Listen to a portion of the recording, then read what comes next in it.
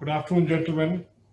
I think we are live now. It is 3 p.m., the scheduled time to start, and I can see we have already 75 participants and counting. Good afternoon, welcome all of you. My name is Nirmit Parekh. I am your host and moderator for the evening, and I welcome all of you to this third in series of webinars to commemorate the 30th anniversary of 3P Consultants. The firm was set up in 1990 by my father, Hemen Parekh, who had then just retired from Larsen & Toubro. Today, we are a preferred choice for companies who are seeking to identify and hire leadership talent both for permanent and interim basis.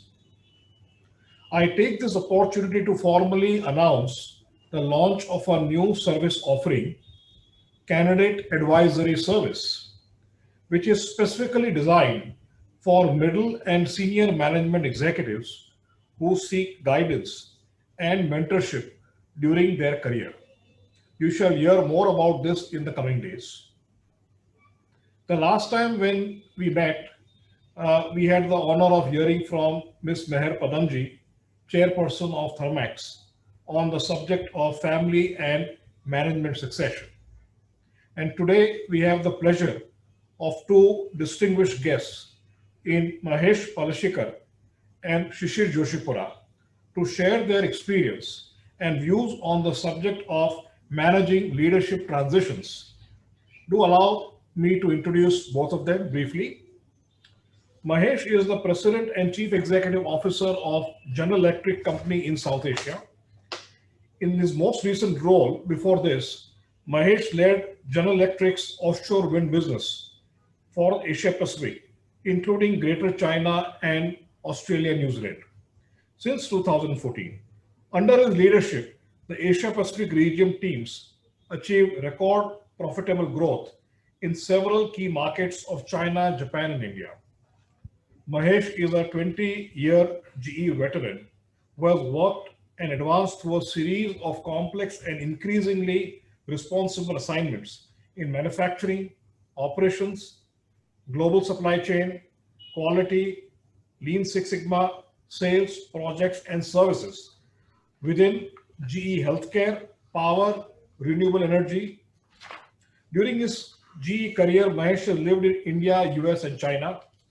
Prior to joining General Electric in 2000, Mahesh worked for more than a decade with Philips Electronics in its industrial and automotive electronics business in India.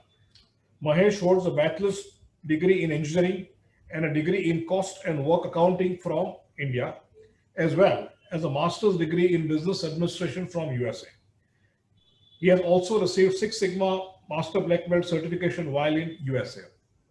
Welcome, Mahesh. Thank you. Shishir Joshipura. Shishir, your video we can't see. Shishir is equipped with a degree from BITS Pilani in mechanical engineering and an advanced management program for Harvard Business School. Shishir started his professional career as a trainee engineer in Thermax. Shishir led the cooling and heating business for Thermax and then transitioned to the role of a chief executive officer with SKF India in 2009. From 2018, Shishir has taken over as chief executive officer and managing director of Praj Industries, a leading industrial biotech major. Shishir's journey includes business management of high technology market leader organizations, both India headquartered as well as publicly quoted MNC subsidiary. Strategic management of business serving a wide cross-section of industrial and automotive segments, energy and environmental, global business management, warm welcome, Shishir. Shishir, are you with us? Nirmit, I can hear you, but I just got a call that you can't see me. Is that correct? Yes, I think your video is not operational. Is not? No, Just not. give me a second, please. Am I and Mahesh visible to you?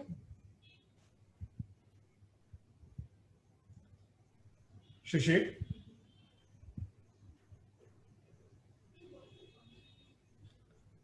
Shishir, can you hear me? Yes, this you're is good. back. Okay, thank you. Thank you very much. Good. So, warm welcome, Shishir. I briefly introduced you. I hope you were there while I introduced you. Yes, I was there. I could hear you, Nirmit, no problem. Okay, thank you. So, we have budgeted 90 minutes for today's webinar, which includes 30 minutes of question and answers from the audience. I would request all those wanting to ask questions do so by writing in the Q&A box. You will find the Q&A box at the bottom of your screen. And be mentioning whom you would like to address this question. And I would try my best to attend to those at the end of this webinar. And I would further request if the questions are kept brief to the point and on the subject matter being discussed today. With this, do allow me to commence the formal proceedings of the afternoon. As an executive search consultant, I often come across leaders who seek guidance and, more importantly, career opportunities, which would transition them into larger roles and responsibilities. But I find most of them are ill prepared and often lack the skills needed to manage similar transitions successfully. My experience has been very similar with also the hiring managers. I also often find them not ready in terms of inducting talent. And at times I also find them lacking maturity and knowledge to ensure a successful transition. I would like to know from both of you what has been your experience as hiring managers. First, if I could ask Shishir to share his views, followed by Mahesh. Thank you, Nirmit.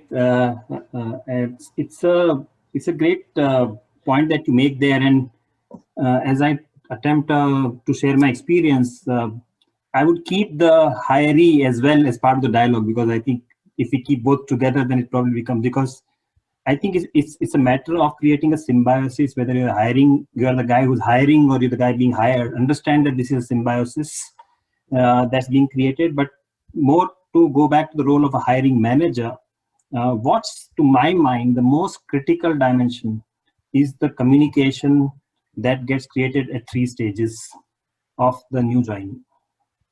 The first one is prior to the new person or incumbent coming into the job.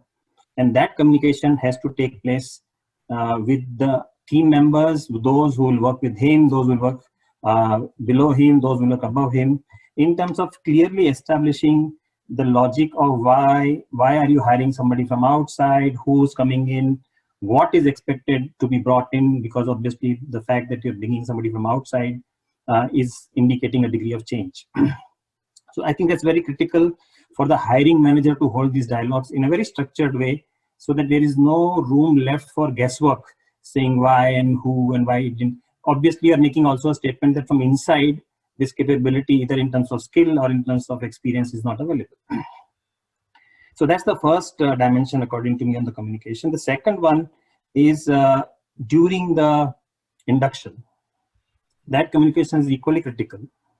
And to me, this is still a feel-good phase, because everybody will be the nicest behaviors, people will be very formal, there are not too many of people equations that are at play.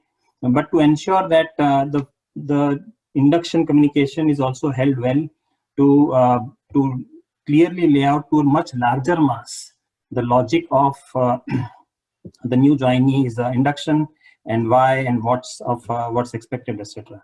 But the third one, to my mind, then becomes the even more critical for ensuring the success, and that is the post-induction, or as I call this, an integration communication. Because at this stage in organization, there will be people who will try and take a shortcut. Okay, those who will try and find a loop around the new person, won't share everything because he or she may not have insight into the background or on the full case into particular situations. At that time, it will be very critical for the senior manager, and if it's me and somebody else, to ensure that the people know that, well, if you come to me directly, that is fine. But you know what? I'm going to invite this new guy here in this meeting, and he or she is going to be equal part. And I will only facilitate a better understanding of the situation. From here on, it's their run. And I think that's a critical communication to establish, because then the politics, if I can use that word, stops.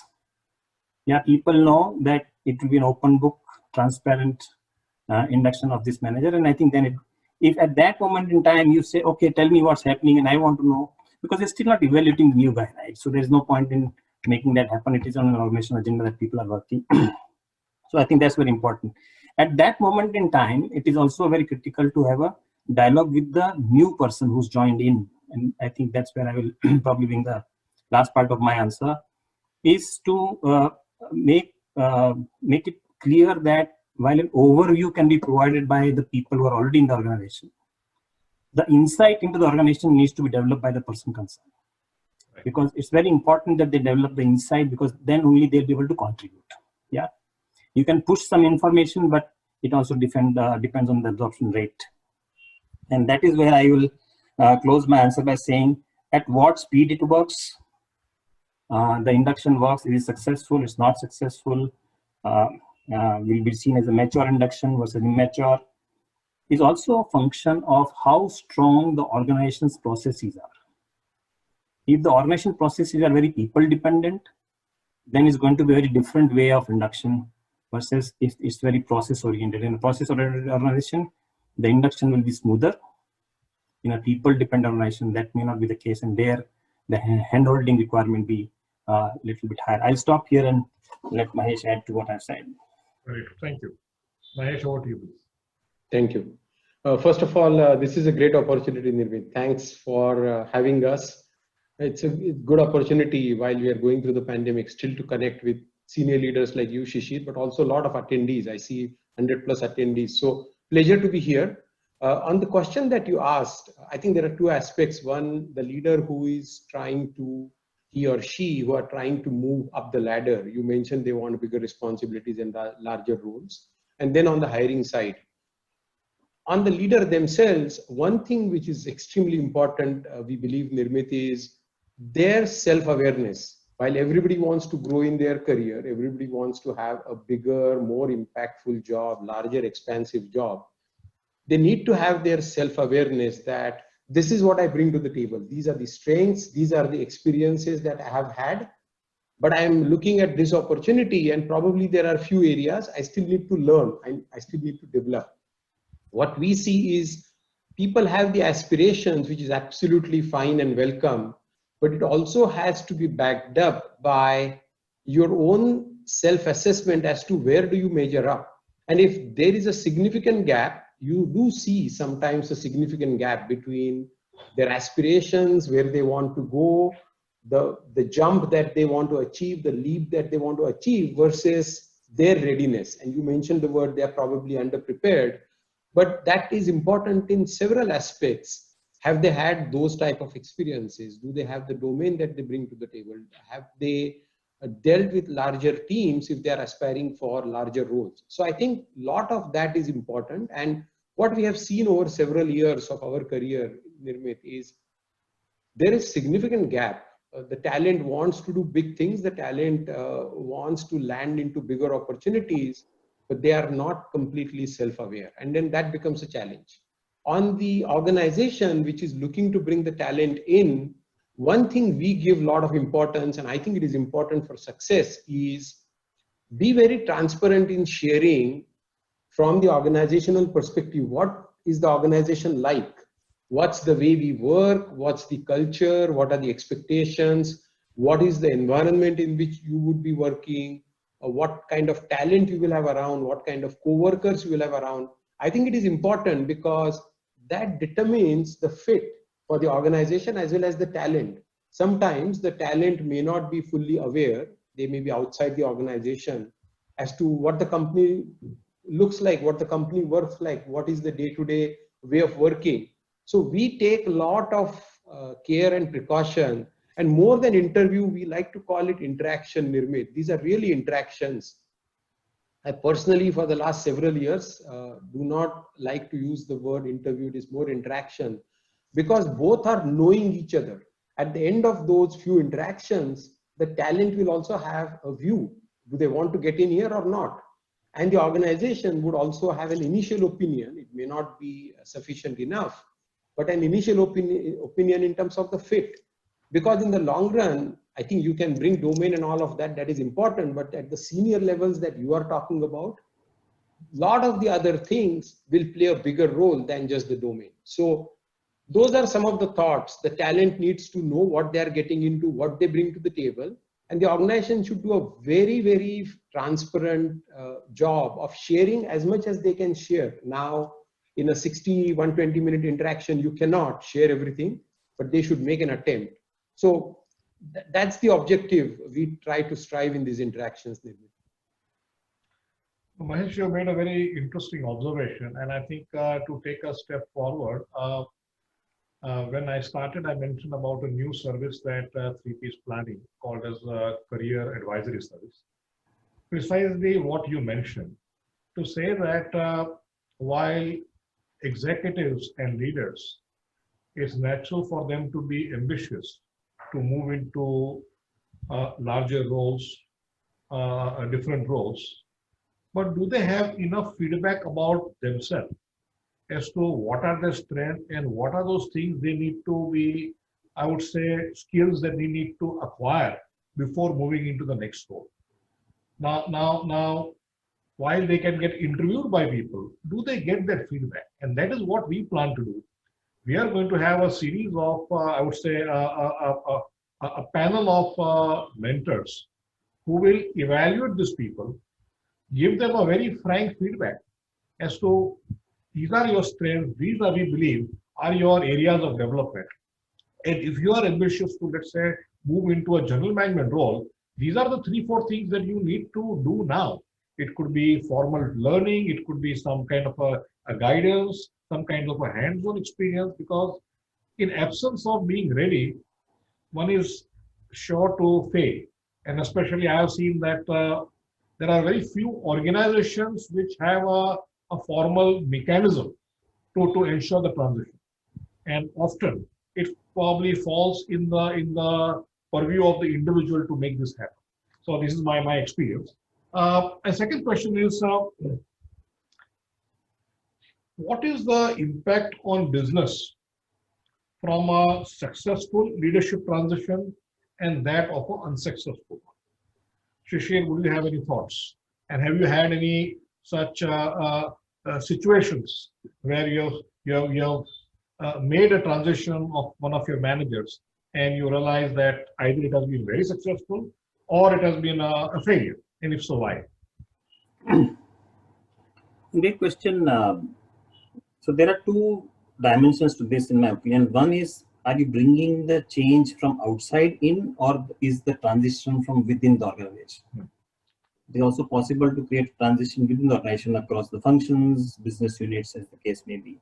Or of course, then you induct somebody from outside. But to my mind, whether it's coming from inside or from outside, one clear understanding is that there is a change that is expected from this new person to be brought to that role, right? Otherwise, why get somebody in that job? So with him or her, he or she will bring a new way of thinking, their own experience, their own expertise. So change is something that is a given in that situation, and therefore it also becomes a change management process of sorts.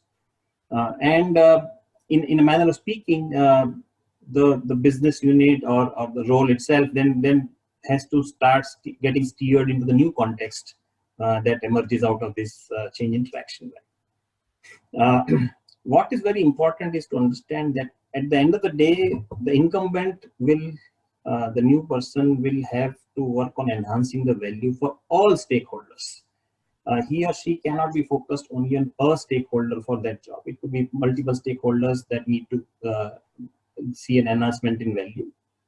and therefore bring a sense of sustainability to this job, because any change will create some kind of a stress in the system. And I think only through creating a sense of continuity and sustainability that one can bring about and harness energy of people. I remember a case clearly, and this is where I think it's very important to understand that if we can find the round peg for the round hole, then we would actually done a great job. Sometimes because of different circumstances, the way organizations evolve, people evolve, many a times you have square pegs in round holes, and it's neither the peg's fault nor the hole's fault. It's just that they happen to be in that kind of situation. I clearly remember a case of a manager in SKF where he wanted to strive for something very different than what he was doing. Right? He was a back-end manager for us. He was doing the logistics. But I could see that his customer orientation was very high. He was willing to think on his feet. And then we were thinking of a very new business unit in those days when digitalization was just sort of stepping in. We were looking at establishing a digitalization business for us, which would do the remote performance monitoring for bearings in India. And I asked him, I said, look, there is a new business line that will open up. This is very new, so nobody knows. So nobody can come and claim that I already know this. But I think that mentally you or temperamentally you will fit this role. We want to try. And then he said, yes, let me go and think about it. He came back with a set of questions. He did his homework and he said, if this, then what happens if that? What kind of support structure will I get? And he had a set of questions to ask. I think that was very good on his part to do. But then he set out to do this job and he became extremely successful. So successful that eventually he transitioned out of SKF. Sorry to use this word, but he actually transitioned out and he's now head of a remote performance monitoring company. Completely different thing from logistics to this. So the key issue was that if we find the hole and the peg dimensions correctly, then it helps. But let us say we all can also have a situation that it doesn't happen. That you end up putting a square peg in a round hole. That can also happen. That could be a very difficult situation for organization depending on the criticality of the role. Because it's a clear setback, not only for the person concerned, but also for the team and the organization. And then the job for the next guy becomes even more difficult. Because now he or she has to climb an even steeper curve to catch up on the lost time. And I think this is where a lot of time needs to go in people who are making decisions. Now, this is not about the incumbent himself or herself, but the people who decide. Because the miss out factor can be very, very large. You will set it right. Of course, the way organizations run is that something doesn't work, then you will correct it and you'll bring a new person and the time is lost and try and gain it back. But that period of time, what are you going to miss out is very critical to understand. So I think this risk analysis in our decision making is very critical. That if it does not happen the way we think, what are the repercussions for the organization? And I think it should be seen, and for the person as well. Because obviously somebody started out on a certain premise, as you were saying earlier, that in an interview, how much can you make out? Mahesh mentioned that ultimately in an interview process, what will you make out? So I think it's very critical to understand that it's a symbiosis. And to my mind, success or otherwise is a larger function or an equal function of the hiring manager as well as the hire. Very true. Very true. My next question is to Mahesh. New senior leaders' action or inaction will significantly influence the course of the business, for better or the worse. Yet, in spite of these stakes being so high, leaders are typically underprepared and I would say under-supported during the transitions to a new role. What has been your experience? Yeah. Philosophically, Nirmit, we believe it's a two-way street, and I'll elaborate in a moment or two. I think you just can't expect the organization, which sometimes could be a large corporation, large ocean, to be completely accountable for that one talent to be successful. While they are, of course, accountable, and if the talent doesn't succeed, it's bad for the organization, it's bad for the talent. So both of them get impacted. However, the reason one would like to say it's a two-way street is the incoming leader also has significant responsibility in terms of how they assimilate themselves, how they embrace the new organization, how prepared they are to learn when they get into a new place. You can bring the domain and you might be coming from the same domain to the new company or not, doesn't matter. One definitely believes that you need to have a lot of openness to learn, because you come into senior leadership positions, lot of eyes are watching you as you come into that role, Nirmit. You may be aware, you may not be aware, but a lot of people are watching you, how you behave, how you conduct, what are your verbal indications, what are your non-verbal indications in conducting yourselves as a leader. So I think the leader who is coming into the organization, he or she needs to be very open to learn. That's one important thing. Second, they have to adapt. They may come from the greatest of the companies on planet Earth, but now they have come to a new company and they call that new company their home. The new company pays their salary. They want to grow their career there. It is important that they adapt to the new company.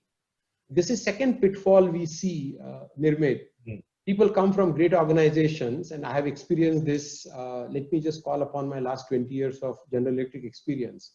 We obviously look at the talent, we bring them from capable backgrounds and all of that. And sometimes one struggles, they just cannot let go of their old company way of working. Now Right. that is suicidal. You may come from a great place, but now that you are into a new place, the place may not be perfect, Nirmit. The place will have its shortfalls. Every corporation has its shortfalls. But this is your new home. You can bring some best practices from the old organization, but you just can't keep harping upon it. And it is human. First few days, first few weeks, you will feel, oh, that place, I had these best practices, it doesn't work here, or this place. That's okay. But get over it. So I think learning as you get to the new place is important. Adapting to the new place is important. Letting go of constantly mentioning or constantly hinting that things were better at my old place. These are some of the pitfalls. I think the talent needs to be very, very aware.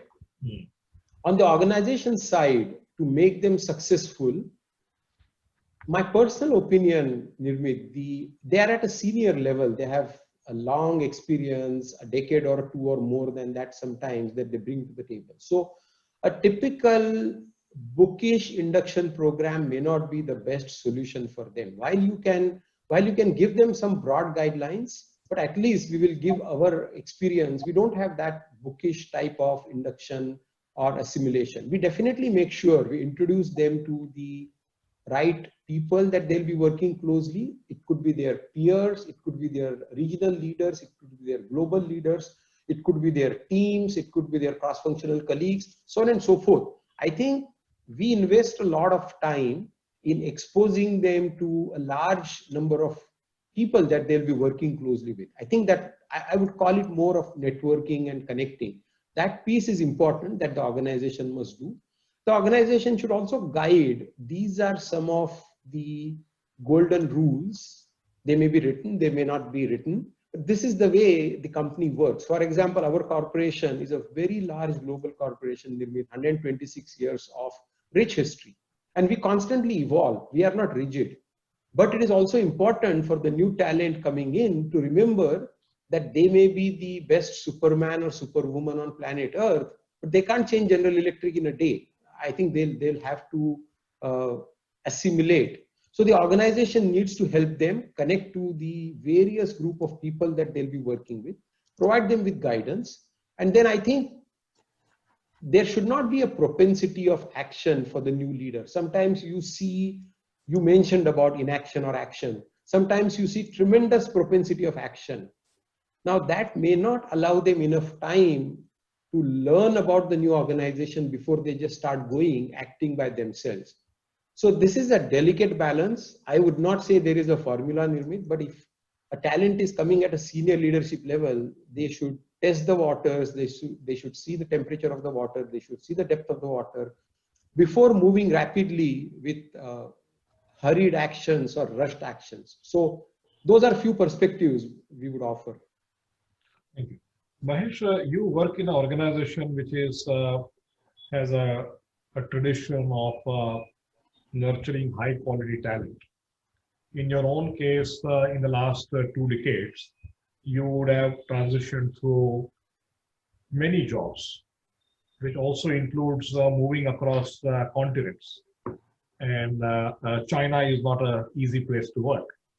Uh, was there any specific support or any best practices which GE has kind of widely being used to ensure that the transitioning is fast and it is successful? Is there any such good practices that you would like to share? I think the gathering of ours today. Sure. I think one learns through experiences. So as I mentioned, this is probably as you go through different experiences in your career, and especially when you change industries or when you change geographies, it becomes a significant bigger challenge because you are going into a different culture. India to US, US to India, India to China. Obviously, these are different cultures. What the organization does, there are some best practices. I mentioned one about connecting to people that you work closely with. And this is not necessarily, we believe more in the philosophy, Nirmit, of horizontal working. And let me explain what we mean by that is we believe the old school of thought, you know, of the 1970s, 80s, that you really work vertically. You work with your boss slash manager slash leader that you are accountable to, and then the team which is under you accountable to you. Today, it is much more complex world. You just cannot achieve success and outcomes for business by working vertically. So we promote and we highly encourage, and this is a very significant leadership expectation, Nirmit, in GE, that you should be very smooth across horizontal working. That would be across geographies, that could be across different businesses, because we do leverage cross-business strengths that the company has. Our company is in very large industrial sectors globally across 150, 160 countries. Most of the countries in the world we are present. Also working across levels, it is important that you know who to go to. General Electric is such a large company that you cannot have answers if you just go by, this is her role or this is their role and you go to them. You need to know the right experts. You need to know who can offer you support. That itself carries a lot of weightage. So on company's behalf, the question that you asked, this is what we do. We introduce them to a lot of folks who they will be working with. We make sure we invest significant time. I'll give an example of January 18. While we brought in a new leader, they came from outside India, into a GE role. Within GE, they came from GE outside India into, and we made sure, personally, we invested a lot of time, Nirmit, to take them to top probably 10 or 15 or 20 customers, introduce them, not so much of business, but have a cup of tea with the customer, tell them that we are here, but he is the new leader. He will be closely partnering with you. You and I, we have a great relationship, but it will be prudent that he now is heavily engaged with you. So we also do that externally. So if you take care of that support initially, that's what I think the organization can support the employee. But the talent also needs to understand, if they move to a different country, the biggest thing, Nirmit, is the cultural awareness. They need to understand. I'll give you my personal example. In 18, when we moved from India to China, I had gone to China on business trips many, many times, but I had never lived in China for long durations, never been located there. So one had to learn the way people communicate, the way people conduct business, the way when you sit in front of a large senior government company and a leader, what they do and what they expect you to conduct yourselves. Now, you can read books and that will help, but this is all experiential. You need to be open to these experiences. You need to be sensitive that when you move geographies. So this may be a little bit of a repetition, but our philosophy is both the talent and the organization need to do their part for this to be successful. Very good, thank you. Shishir, have you come across cases or companies who have a practice wherein the individual is given the experience before giving the responsibility? In a sense, it could be not hands-on, but it could be overseeing that role. Like you said, if my next job was in China, I get a chance to go to China, spend some time, understand the dynamics before I take on the responsibility. Have you or Mahesh, both of you, come across companies who practice that, where I think before actually entrusting the responsibility, you get a first-hand feel of what that job and the expectation could be? So I saw a very interesting model, when I was in SKF, and we were trying, because the automotive world is a big consumer segment for us. As we know that Volvo Cars was bought by a Chinese company called Geely, and they had a very unique, I thought that was a very unique structure that I saw when they were operating. So what they decided was that so there was a Volvo team in Sweden and there was a Volvo team in China. And what they did was they doubled up every position, one Chinese and one Swede, all critical positions. So there were two chief purchase officers, one Swedish, one Chinese. The two chiefs of engineering, one Swedish and one Chinese. And it was becoming a little bit of a confusion for the people on the other side, saying, who am I speaking with? But credit to them that they were very clear on who was, as you rightly said, who was the expert on the job and who was trainee on the job, if I can use that word, right? Who was the one who was absorbing. And I thought it was a very interesting way, because as Mahesh was so rightly mentioning, it is cross-culture.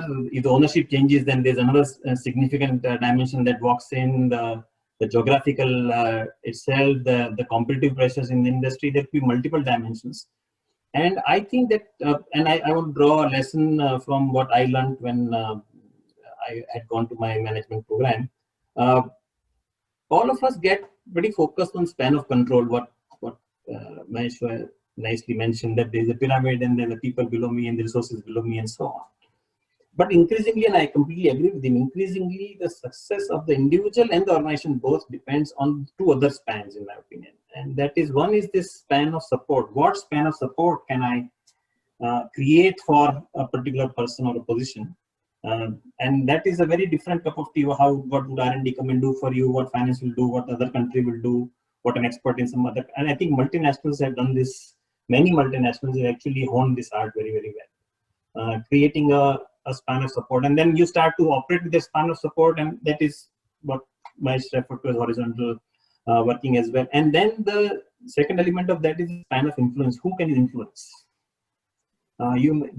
People may not be reporting to you, they may not be having any direct stake with you, but who can you influence to create a more structured lattice of work piece forward? And I think these two other spans are increasingly more critical as we move forward. Sure. Both of you, I think, Mahesh, in your case, General Electric, and Shishir, in your case, Thermax. These are companies with a very, very strong, I would say, culture, very positive culture. Does the organization culture have any role to play in successful or unsuccessful leadership transitions? I would want to hear from both of you your own experiences. Either of you can take this question first. If I can. Yes. I call this cultural fit, Nirmit. And there are very different schools of thoughts, and I'm very well aware. My personal belief is the cultural fit of the organization and the talent who is joining us plays a very big role. We have seen tremendous successes and we have seen tremendous failures. I'll be very candid.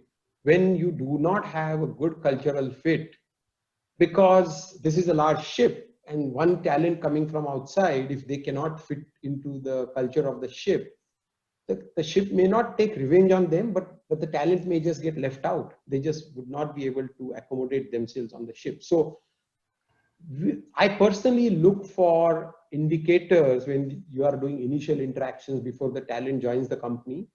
Is there a cultural fit? For example, I think I have observed, I have only experience with two large corporations, both global corporations. One was European and one is American. But obviously I have experiences with Asian companies as well. I I've lived in India for a long time. So there is a different way these organizations operate, Nirmit. My Philips experience was they were little formal. Obviously, 12 years was a significant time. So probably you would not call anybody a Nirmit or a Shishir directly on day one by their first name. But the pace and intensity of the organization's work was also probably little bit relatively slower versus General Electric, where I would be with the chairman of the corporation, which has 300,000 employees, 250,000 employees, and I would call him Larry, and he would not mind, and I would not hesitate for a moment. And I would ask very direct and transparent questions, even on day 1 or day 15 on the job, even if I'm new talent into the company. Now that's a very capitalistic US way of working, and nobody would mind it. But also the intensity, the pace at which the capitalist organization like General Electric moves is intense, and a lot of you know it. I'm not trying to preach, but having lived 20 years, those are the cultural things that you need to be aware. Every 90 days, the chairman of the General Electric Corporation goes in front of Wall Street. So the intensity throughout the 90 days is extreme. And the reason I say that is, if the talent that you are looking at to be brought into the company, if they have not worked like that, if they're not used to it, I always jokingly tell Nirmit in my interactions that obviously because of this American capitalist way of working and the intensity, there will be a lot of heat in the kitchen. And I tell the gentleman or the lady that if you are not mentally ready, or if you have not had those experiences, this may not be the place for you. And the reason I do that is that way we set them up for success, Nirmit. If they don't want to get into that type of a place, it is better we do that. But I think it behooves on the organization to sense whether there is a cultural fit or not. Otherwise, both the organization and the talent loses. Also, give very direct indicators to the talent. If they are coming from a French organization, if they are coming from a UK organization, Shishir has worked with the Swedish organization versus the capitalist organization, I guarantee you $1, Nirmit, the way of working is different. So the short answer is, I strongly believe in the cultural fit. 3-4 years back, we brought an executive leader. We invested time, we interacted with them. They were extremely savvy and polished. Lo and behold, 2 to 3 years, they struggled and struggled and struggled. Nirmit, finally, they left the company. They had scars, we had scars. The company lost significant. There is a dual impact. The business loses, of course, but the organizational fabric, the organizational morale gets weakened because their way of conducting themselves was a little bit abrasive, a little bit condescending, and that leaves scars on the organization as well. So critically important. On a lighter note, Mahesh, the next time you plan of hiring a leader, think about 3P consultants. Shishir, would you have any comments to make on the cultural part? Yeah. Yes. So, let me start by saying this. So when I switched after 26 years of job at Thermax, which is where I started my career, in many ways, I strongly believe that a lot of me, who I am as a professional, is shaped in that organization, and I'm eternally grateful for that. Having said that, I think the key question that got put to me when I switched to SKF, saying, so what's the difference between SKF and Thermax? People saying this is Swedish, multinational, different industry segment. You were born and brought up in an Indian organization, and that dialogue was, of course, Thermax was way ahead of its time in terms of its management practices, etc. So it wasn't typically an Indian management organization, but still. And I always thought and reflected, and I sort of came up with the answer that when it is very important that when we talk of culture, we understand what are we actually saying, in the sense that it's the values that we see being practiced every day in the behavior of the organization and employees.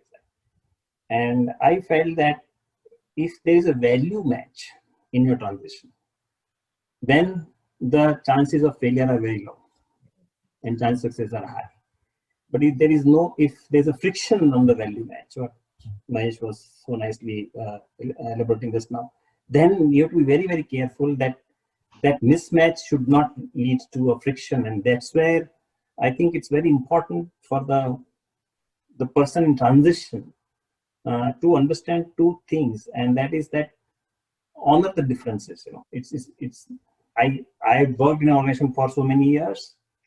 I've understood the way things get done in a particular way, but the other organization, as Mahesh was saying, is a different place. That has also been working for many years, and now they have brought you in. So it's very important to honor the differences in your personal mind map. You can't say, it was like that there, how can it be different here, and so on. So I think very important to honor the differences, and that's a good balance that you need to strike. At the same time, it's very important to celebrate and build on similarities, because that's a quick success point, right? If these two are directly done by the individual, then you don't need organization for this. So this is, I strongly recommend to people transiting that each organization is different. If on value systems you are finding by and large zero or low friction, chance of success will be high. You must honor the differences and know that there will be differences, and don't try to eliminate them and saying, I'll bring my organization into this. That's not necessary. Celebrate and build on similarities. Very well said. In fact, I also must share that we as executive search consultants, I think we also believe we have a role to play beyond just identifying and hiring the person. Because the true success is once the person assimilates and starts contributing to the role for which he or she was hired. So as a practice of a standard operating procedure, within the first 6 months of the person joining, we ensure that the individual is reached out at least on 2 or 3 occasions by a partner to understand how well the individual is settling down, what are the rough edges, what are those issues, because within the first few months, still the individual is reluctant to express himself or herself to the supervisor at times or to the organization, and there's a comfort to speak to us. And we ensure that we play the role of that the balance and ensure that communication goes back to the employer, so that as against reaching a stage where the relationship becomes strained. I believe that we also, as any search consultants as a profession, also has a role to play. My next question is: most organizations approach new leadership transitions in the same way as many organizations approach mergers and acquisition, as a one-off event. The typical unsystematic hands-off transition approach relies heavily on new leaders to self-manage their transitions. However, most leaders experience only a handful of transitions in their life. So for them, each transition remains more of an art than a science. Would either or both of you have any comments to make on this statement which I just made? On the art and science? Yes. Yeah. I think previously you made a point. I'll just take a few seconds. The organizations like you, Nirmit, play a significant role because you are the bridge between the talent and the organization. And fortunately, you have better idea of both sides. So point that you said, I think the onus significantly lies upon the organizations like you. It makes both of them successful. On the art and science, I think it is impossible to have a very copybook plan for the new talent to succeed. But a couple of things which are important, and I would highlight those practices, Nirmit, that we leverage very heavily across the global corporation, is probably after 90 to 120 days. So 3 to 4 months, there is no fixed formula, but the window is in 3 to 6 months.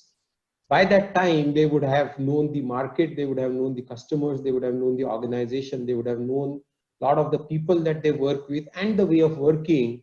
We do something which is called as new manager assimilation, NMA. And what you do is you get people who work closely and who will be working closely with that leader, and you get all of them, including the leader, in a room. And the leader takes few minutes to say, this is what even though they have been in the company, they'll say, this is what I bring to the table, this is what I've done, I have experienced this in the last few months. And then they get an opportunity to leave the room. And then you have 10, 15, 20 folks, and there is a HR leader, a very senior, capable, experienced HR leader who can do this. They facilitate a discussion, Nirmil. And then they say, for example, let's take Mahesh as an example, that Mahesh has been in the company now for the last 3 to 4 months. He's your new leader, he's your new manager. What do you know of him? And then a lot of things which are publicly known. Mahesh is married, he has this, he has that, he lives here, just the fundamental thing. But also, this is what Mahesh is. This is what Mahesh is as a leader. This is what he prefers. He prefers empowering the people. He prefers open dialogue. He prefers people asserting themselves, even if that means differing opinion. So they also bring a lot of feedback and insights in terms of Mahesh is working as a leader, so on and so forth. Then they also get an opportunity to say there are these dimensions of Mahesh that we have still not seen. We don't know when there is a significantly critical customer challenge or a business challenge or a reputational challenge. We don't know how Mahesh deals with it. In the first 3-4 months, we have not had an opportunity. So we would like to know more. So this way, they say what they know, they say what they have observed in terms of leadership, but they also say these are few areas, because Mahesh will be with us for the next several years, we would like to know how they deal with it. Then the HR facilitator gives an opportunity for Mahesh to understand while you were not in the room, because that way it is very harmless and anonymous. So Mahesh can see, but he doesn't necessarily need to see who said it. And then he can respond to the large audience saying, when there is a significant customer escalation, this is how I deal with it. When there is a reputational challenge to the corporation, this is how I would conduct. This is what I would prefer. These are the communication mechanisms I would prefer. This is my operating mechanism. This is the way I would want to connect with the broader talent, so on and so forth. This is a great practice that works very, very well, because it's very conducive, it's facilitated, and it is not finger pointing. The other thing that we do on similar lines, but a different tool that we use, and I like that very much, rather than the NMA. I mean, I'm so many years in my career, I like the second one, which is called Team Touchpoint. And Team Touchpoint is similar. Mahesh would come, he would say, I have been in the role for 6 months or whatever, and then he leaves the room. And then the facilitator just picks 10, 15 things that have worked well. And it can be anything. It can be business, commercial, operating, leadership, talent, the way Mahesh conducts themselves, and things that we would want Mahesh to do better, more, and all of that. And then Mahesh comes back and he gets a very rich team touch point insights. And these are some of the things which keep you honest. You look into the mirror, it helps your leadership development. So this is not very copybook, but wanted to share the way we do. Thank you. Shishir, would you have any thoughts on this? I would just say that this is both the science of what should be done and art of what's possible.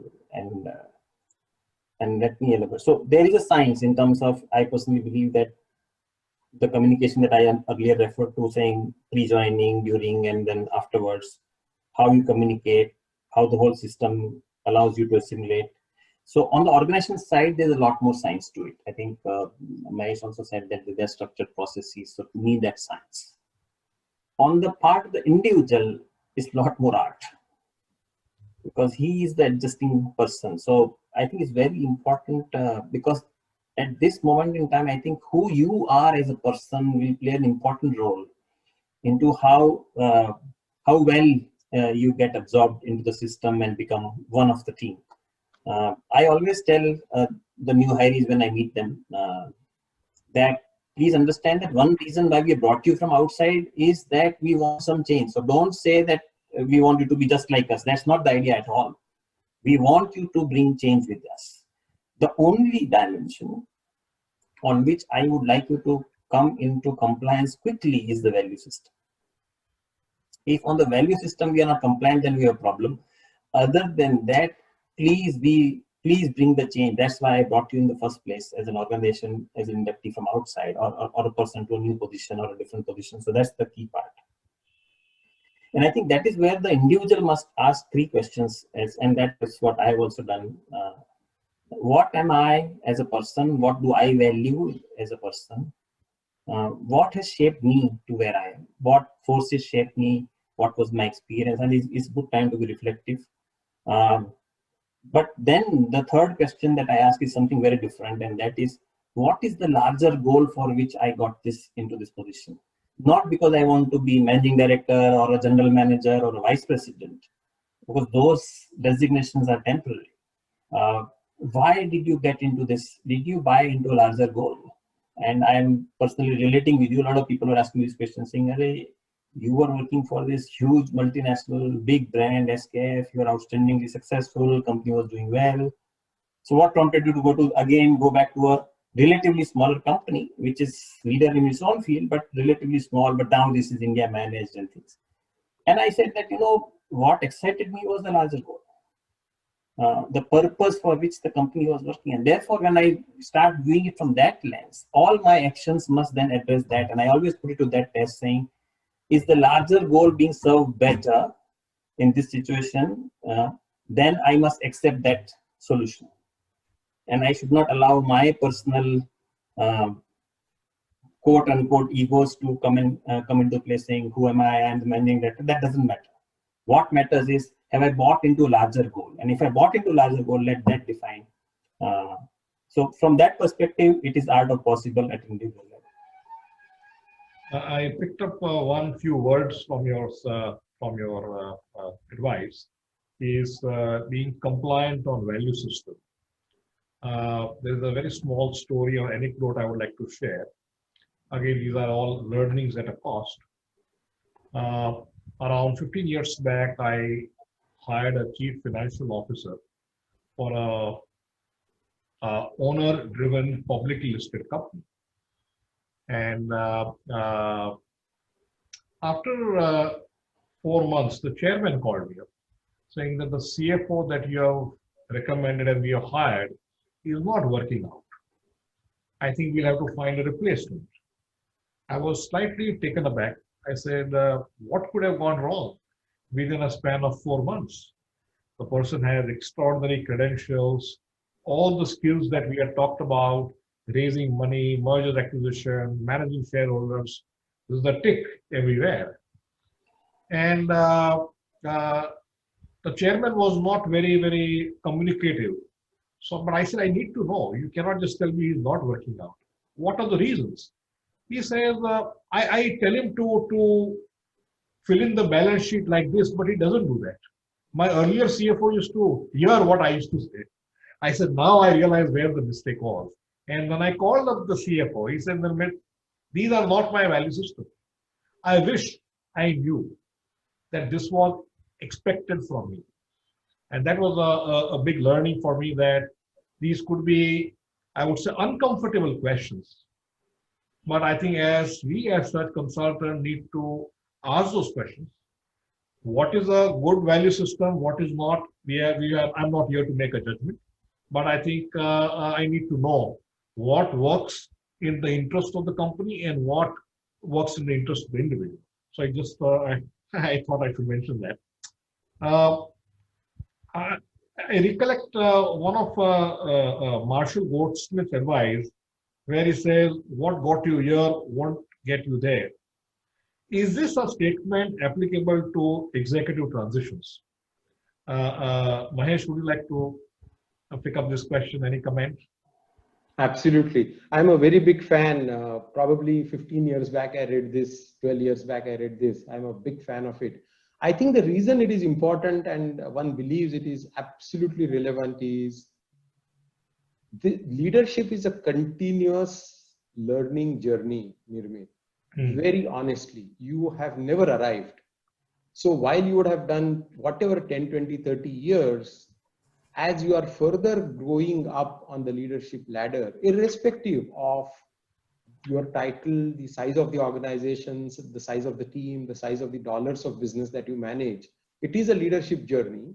And for that reason, this is important, that, what got you here won't get you there. This is a continuous improvement that a leader must do. And with all humility, I would say that one looks at oneself as a teacher and a student of leadership. You teach to people who can benefit from what you have learned, but you yourselves constantly keep learning the leadership.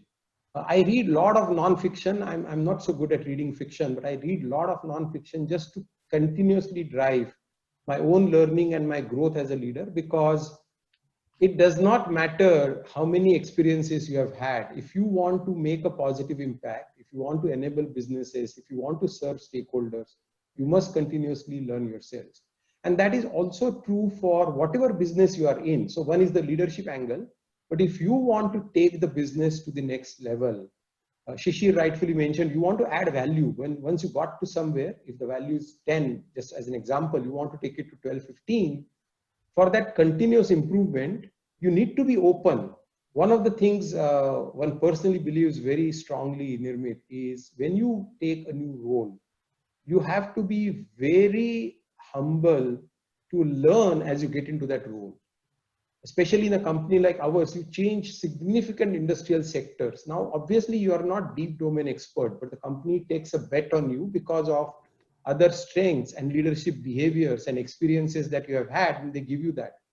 But the onus lies upon you when you get into that role to be very humble and to say, for example, I moved from 8 years of healthcare to power generation, Nirmit. I could not spell power, and I was very candid. I said, I want to learn.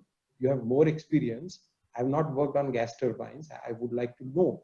And that also makes you vulnerable. You earn trust much faster when they see that the new leader is not somebody who is coming with that arrogance and who is coming with, I have so many stripes on my shirt, but they are open. They have been given a bigger responsibility, but they are also vulnerable in saying that I need to learn from all of you.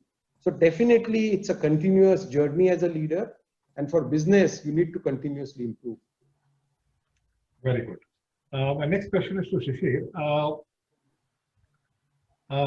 Sprinters are trained to keep their eyes on the finish line, but it is easy to get distracted by all the excitement as the race gets away. Leaders who are also new to the job can also get distracted by the day-to-day urgencies of running the business and by their felt need to hit the ground running. There's always that pressure for the person to start delivering, performing, and if I use the word, impressing people around him or her fast. What would be your advice, Shishir? These are real life situations. So, it's so, I'm happy that you asked me this question, and I'll go back to a gem of an advice that I got from a senior colleague of mine in Thermax. And, those were the young days in which I obviously was there higher energy and lower maturity. I'm not saying what is the situation now, but definitely at that time. So he took me aside and he said, we know that you're a good guy and you're performing, etc. But he said, it's important from here onwards when you go. Ask a question, do you want to express or do you want to impress? Why are you doing what you're doing? And that has left a very profound impact on me. That why are we doing things what we're doing, right? That's the first one. The second is, it's a fact that organizations don't have time to pause. It's everybody was mentioning there's a quarter to, we call it QSQT, quarter is a quarter that you had to do your last quarter, whatever. So because shareholders are saying, okay, yeah, you may be new guys, so what?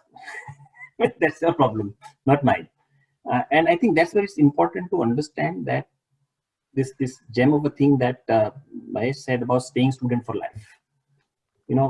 I can personally relate my example just to enforce what Mahesh said. And so it doesn't matter whether you're in GE or you are working in another organization. I mean, it's a very similar story. I still remember the day I joined SKF, so there was a call with, so there was a room hall in which Rakesh, my boss, an outgoing MD, and then he was shifting to other assignment. So there were 40 people in the room and there were about 20 people on the call. And then he said, so he's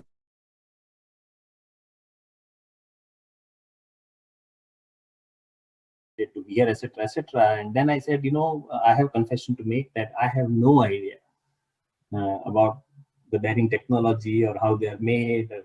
I know zero about it, nothing. And you guys probably know it much more than I do. So I'm going to eat your brain out to learn the nuances of this business. And then you may ask a question, what am I doing here then? And I said that maybe I've learned some other things in my life on strategy and people management, customer relationship issues, customer centricity, and we will see if we can together create a symbiosis. And then the meeting was over. 6 months later, after I was in the organization for 6 months, one of the senior managers walked up to me. And by the time, of course, what I would call the tentativeness in the relationship had gone, and we were no longer dancing about each other, around each other. So he said, Shishir, I want to tell you something. I said, yes. He said, you remember you made that statement? I said, yes.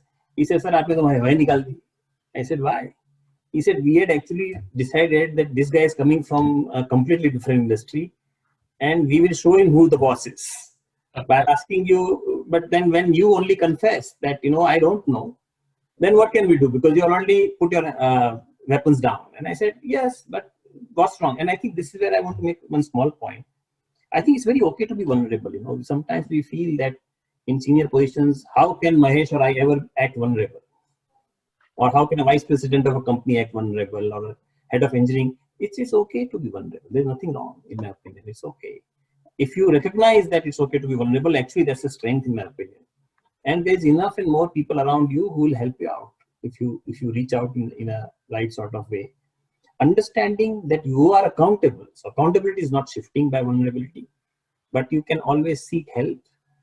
So that's the balance that you have to strike in a leadership position, where you stay accountable, you still seek help, and it's okay to be vulnerable. That's the way I look at it. So speak to express, not to impress. When I came into the office today morning, one of my colleagues asked me, Nirbit, are you prepared for the webinar today afternoon? I said, I have a simpler job. I only have to ask questions. I do not have to answer the questions. That makes my life simpler. So my next question is to both of you. Amongst our participants for the day, we have many who are aspiring for transitioning into new roles. Would both of you have any specific advice to share out of your own learnings over the years? Mahesh first. Yeah, certainly. We mentioned some of them, but there are few we would like to advise all aspiring talent as they want to grow up the leadership ladder. First is learn as much about the company that you are aspiring to join, or you are looking to join, or you have decided to join. I think that is important. As much as you can learn, while you can't know everything from outside, but being aware about that is important. Your own emotional intelligence, your own self-awareness, identifying what you are and your own strengths, we mentioned that is second thing that is important. Third thing, and this may sound little counterintuitive, but let me please put it, is every time when you make a career move, it is not necessarily important that yesterday you were managing 500 people and tomorrow if you go to managing 1,000 people, that means growth. In my humble opinion, it's wrong. Yesterday, if you are managing 500 and tomorrow if you go to a job which is 100, but if it has different technology, if it has a different purpose, if it has a higher purpose, if it offers you new leadership, complex challenges and assignments, that is still important. So sometimes, and a lot of people may not like me saying this, but sometimes just the compensation and benefit package should not necessarily be the driver of your decision. You can make different career decisions at different points in time on what is important for you at that point in time. There have been opportunities where one had opportunity of a bigger quote unquote title or a career level, but one had done that. And there was another opportunity which had probably a lower title and a lower career level, but one has not done that. And by learning that, you are a stock. You are stock on an open market stock exchange. And by taking a different experience, your value went up. Your value is 10, your price may be 5 or 15, the price will change. But if the value 10, you keep pushing to 12, 14, the lights went out, the lights will come back, Nirmit, but you can hear me okay. But if you keep pushing your value from 10 to 12, 15, 20, I think that is what you should look when you take these new career opportunities. So I think that is another thing that is important. Don't get hung up necessarily on the dollars of business that you manage or the number of people that you will manage. I think it is not necessarily the only relevant thing. And the other thing that we mentioned is if you take that opportunity and want to make a smooth transition, be very, very open. People will then welcome you with open arms. And also one of the values that we mentioned, the two we would want to call out is humility and transparency. And these are some things even today, as we speak, Nirmit, these are the things that we focus on. There are three groups of leadership behaviors and values that we focus on today in General Electric, Nirmit. One is act with humility. Second is lead with transparency. And third is deliver with focus. Let's leave the deliver for a moment, but in the leadership transition, if you have the humility and transparency, that is another set of leadership behaviors that will help you good. So those are some of the different suggestions we would offer, Nirmit. Very well said. Very well said. Shishir, are you there? I see your video frozen. Did we lose Shishir? Yeah, I think Shishir has lost internet connection. While he comes back, I can take another question. Okay, sure, sure. So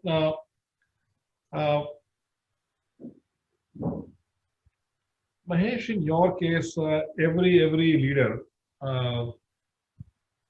wants to leave behind some sort of legacy. What will be the kind of legacy that you would want to leave behind in your current role? Yeah. Fortunately, I have a very clear answer. I'm focused on this always, Nirmit.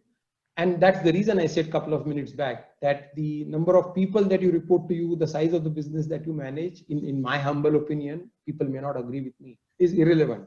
What one strives for as we take bigger and bigger responsibilities and different responsibilities is, did you grow talent, teams, organizations, and leadership? That is the best legacy. And one has been very privileged and fortunate to have had different experiences in my 32 years of career, Nirmit. But you know, when you are 5, 10, 20 years further down the career, I think the industries you worked in, the dollars that you worked in are going to not to matter. But we grew talent, we grew teams, we grew organizations, is what you will feel proud about. That's the simple North Star I keep focused on. I'm extremely passionate, Nirmit, about growing leaders, developing talent. There is talent that I had in Philips, and a shop floor worker called me after 20 years, Nirmit, last week. And I was so delighted because that's the legacy. People have gone all over the world in different countries, different companies, but helping them, coaching them, growing them as leaders, that's the legacy. Very good. Thank you. Shishir, we have lost you for a minute. I will articulate that question to you once again. Executives who make successful career transitions often focus from the very beginning on what's the kind of legacy one wants to leave behind. It could be business goals, it could be personal consideration. You as a successful leader, what is the legacy that you would like to leave behind? I think pretty similar to lines to what Mahesh was explaining. I think what's important is, do I help realize a set of people, their potential, and help them find it? Yeah, that's one key thing. The second is, if, as I was mentioning, if have I been able to advance the cause of the larger purpose? Yeah, have I contributed to being much beyond the balance sheets and the numbers of P&L and stockholder value, etc.? Have we created a much larger value for the society at large? If we can do these two things well, that help the people, different people that you touch across during different moments of your journey, help them to realize their potential and really rise up to it. And the second one is about understanding that can I contribute to a larger cause? Understanding that your contribution is just that, it's not bigger than the cause itself stays bigger. And I think if we can do these two things, and third, very important is, somewhere along the line, have you built upon what you got? In the sense, all of us inherit, if Mahesh inherited something from his predecessors, I did from mine, and this will continue. Are we able to build a stronger, more sustainable business in its entirety compared to what we got? And I think that's the critical dimension to me for legacy. So on people, on business, and on societal contribution. Thank you very much. I have a few questions which I would like to pick up from the participants. There's a question from Anirudh Yagnopalit to Shishir, saying, Shishir, do you think that during the transition of change or leadership, it is a must to change the existing team and give excuse of unavailability of skills needed for future? I think if I can also articulate slightly differently, often one has seen that when a leader moves into another role, invariably he or she would like to make changes in the existing team, and with the excuse that, look, these are not the kind of skill sets I have inherited to achieve the goals. What has been your experience, and what would be your advice? So I think there are two paths one can take.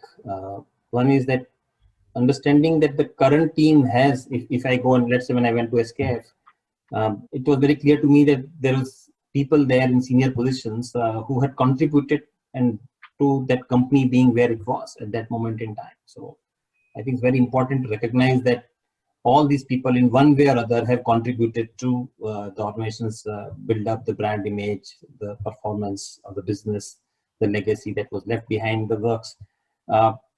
And therefore, I strongly believe that change for the sake of change, just because I have changed and I want quote unquote my people, I don't think, to my mind, that's not the right strategy.